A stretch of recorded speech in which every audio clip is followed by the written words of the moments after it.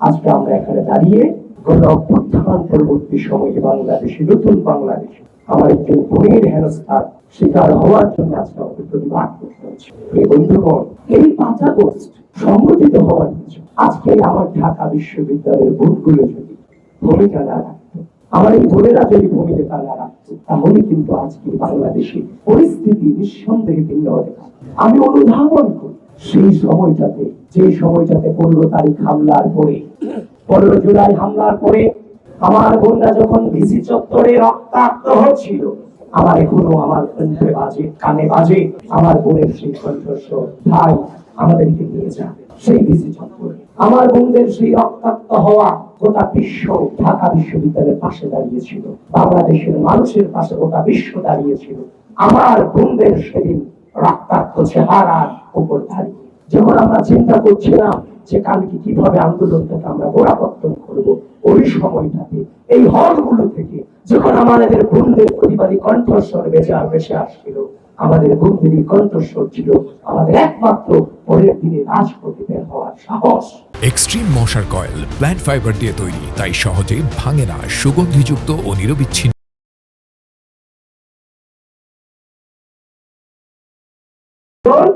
এই ক্যাম্পাসের মাটিতে 5 আগস্ট পরবর্তী সময় আমরা দেখতে পেলাম একের পর এক আমাদের নারীদেরকে নিয়ে, নারী শিক্ষার্থীদেরকে নিয়ে নানান ধরনের মত করা হয়েছে, নানান ধরনের কুরুচিপূর্ণ মন্তব্য করা হয়েছে।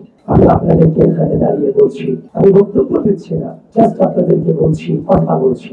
এমন অসংখ্য মেয়ে শিক্ষার্থীদের সাথে আমার কথা হয়েছে, বলে যে ভাই আপনাদের সাথে আসতে ইচ্ছা করে, আমরা রাষ্ট্রের জন্য ভূমিকা রাখতে ইচ্ছা করি, কিন্তু আমি যখনই আপনার সাথে আসবো, আপনাদের সাথে যখন আসবো, তখন আমার ছবিগুলো তুলে আমার সম্পর্কে কুরুচিপূর্ণ মন্তব্য করবে, এই অনলাইন প্রপাগান্ডা ছড়াবে। এগুলো আমাদের পরিবার। 5 আগস্ট পরবর্তী সময়ে আমাদের নারীর চলাফেরার স্বাধীনতা, পোশাকের স্বাধীনতা, কথা বলার স্বাধীনতা চরমভাবে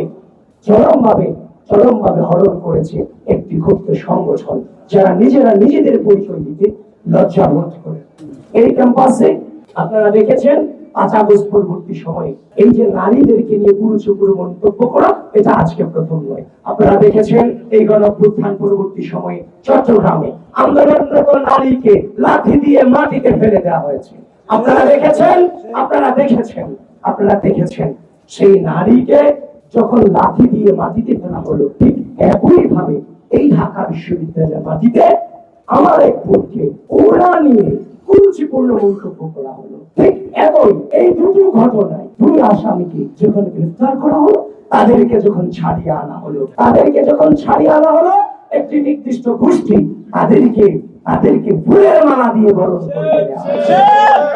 বন্ধুগণ, একটা সমাজে অপরাধ ঘটাটা অস্বাভাবিক নয়, কিন্তু অপরাধীর অপরাধকে সেলিব্রেশন করা, ফুলের মালা দিয়ে বরণ করে নেওয়া, এটা চরমভাবে অস্বাভাবিক ঘটনা। প্রিয় বন্ধুগণ, এটা তো মেনে নেওয়া যায় না।